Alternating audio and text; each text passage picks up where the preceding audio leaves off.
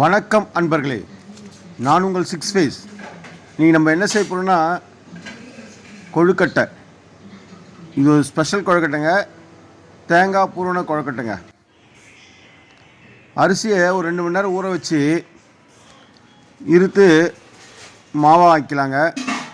அதுக்கு பிறகு இட்லி குண்டானில் வச்சு அதை ஆவி கட்டி எடுத்துக்கலாங்க. இந்த மாதிரி ஆவி கட்டி எடுத்துக்கலாம்.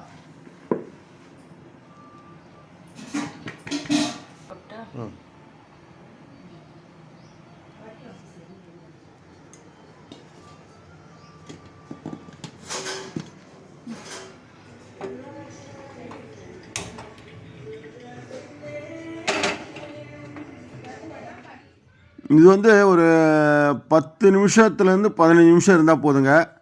மாவு நல்லா ஆவி வெந்துடும்.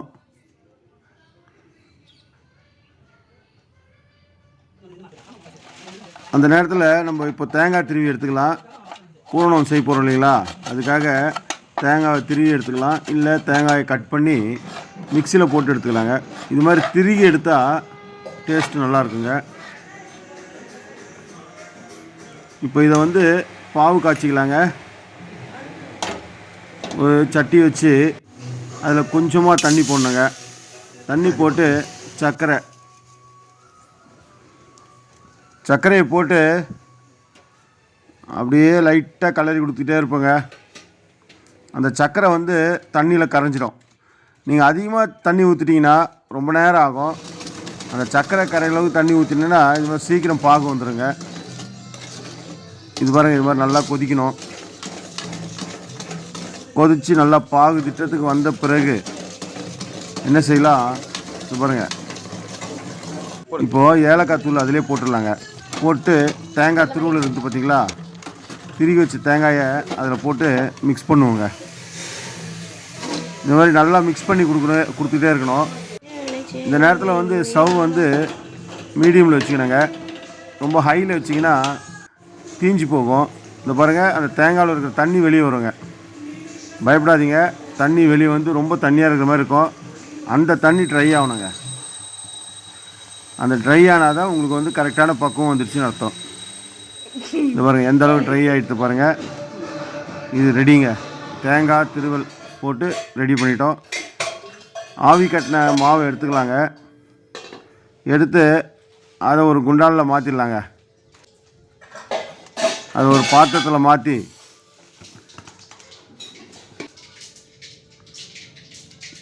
ஆவி கட்டின மாவில் சர்க்கரை கொஞ்சம் சேர்த்துக்கலாங்க.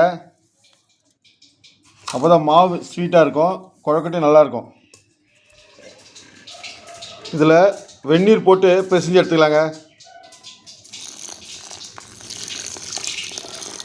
திட்டமாக கொஞ்சம் உப்பு சேர்த்துக்கலாங்க. சேர்த்து நல்லா பசைஞ்சு எடுத்துக்கலாங்க. இந்த பாருங்கள், இந்த திட்டத்துக்கு நல்லா பிசைனுங்க. கையில் ஒட்டக்கூடாது மாவு. தண்ணி கொஞ்சம் கொஞ்சமாக விட்டு பிசைங்க. அதிகமாக விட்டிங்கன்னா உங்களுக்கு கணக்கு தெரியாமல் போயிடும், மாவு தண்ணி ஆகிடும். இது பாருங்கள், இந்த அளவுக்கு நம்ம தட்டுற அளவுக்கு கட்டும்போது அந்த சைடில் வீரல் வரக்கூடாதுங்க.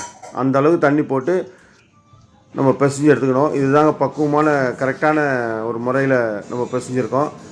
இப்போது இது மாதிரி கையிலே வச்சு பண்ணலாம். இது பண்ண முடியாதவங்க கவர் வச்சு, பிளாஸ்டிக் கவர் வச்சு தட்டிக்கலாங்க. இப்போ பாருங்கள், அது உள்ள நம்ம இந்த மிக்ஸ் பண்ண பூரணத்தை வச்சு இந்த அளவுக்கு அதை அப்படியே மூடிடலாங்க. இதை குழந்தைங்க ரொம்ப விரும்பி சாப்பிடுவாங்க. நம்ம விநாயகருக்கும் ரொம்ப பிடிக்குங்க. இது நம்ம வீட்டு குழந்தைங்களுக்கு ரொம்ப பிடிக்குங்க. இது பாருங்கள், அதே இன்னொரு முறையிலையும் செய்யலாம்.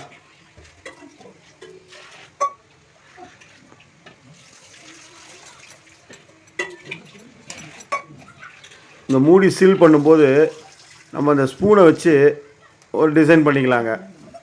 இந்த மாதிரியும் பண்ணலாம். எது உங்களுக்கு சௌகரியமாக இருக்கோ, ஈஸியாக இருக்கோ அதை நீங்கள் செஞ்சுக்கலாங்க. இது பாருங்க, அவ்வளோதாங்க.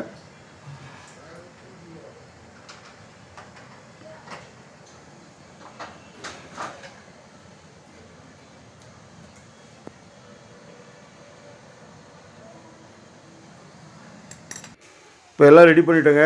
இப்போ என்ன பண்ணலாம், அதே இட்லி குண்டானை வச்சு துணி போட்டு இதை வச்சு ஆவி கட்டி எடுத்துக்கலாங்க. இது 2 முறை ஆவி கட்டினாங்க. ஃபஸ்ட்டு மாவை ஆவி கட்டணும், அதுக்கப்புறம் நம்ம வந்து ரெடி பண்ணி பூரணம்லாம் வச்சு சீல் பண்ண பிறகு அதையும் ஒரு முறை ஆவி கட்டி எடுத்துடலாங்க.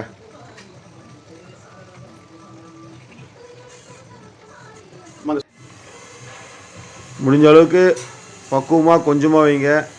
அதிகமாக வச்சிங்கன்னா வந்து ஒன்றோட ஒன்று ஒட்டிடுங்க. எடுக்கும்போது ரொம்ப கஷ்டமாக இருக்கும், உடஞ்சிடும். ஒரு 2 முறை 3 முறையோட நீங்கள் திட்டமாக வந்து உங்கள் பாத்திரத்துக்கு ஏற்ற மாதிரி வச்சு எடுத்துக்கலாங்க.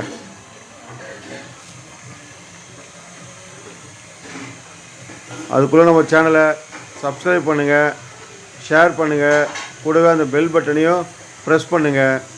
இதே மாதிரி செஞ்சு பார்த்துட்டு எப்படி இருக்குன்னு சொல்லி கமெண்ட் பாக்ஸில் கமெண்ட் பண்ணுங்கள். அப்படியே மூடிக்கலாங்க. மூடி ஒரு 10லேருந்து 20 நிமிஷம் வேகணுங்க.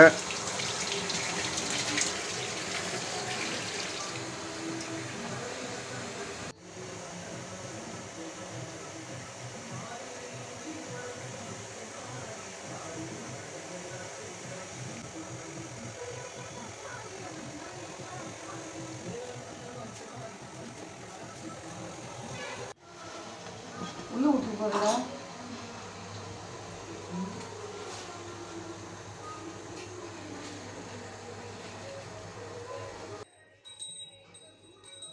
அக்கா எடுக்காத.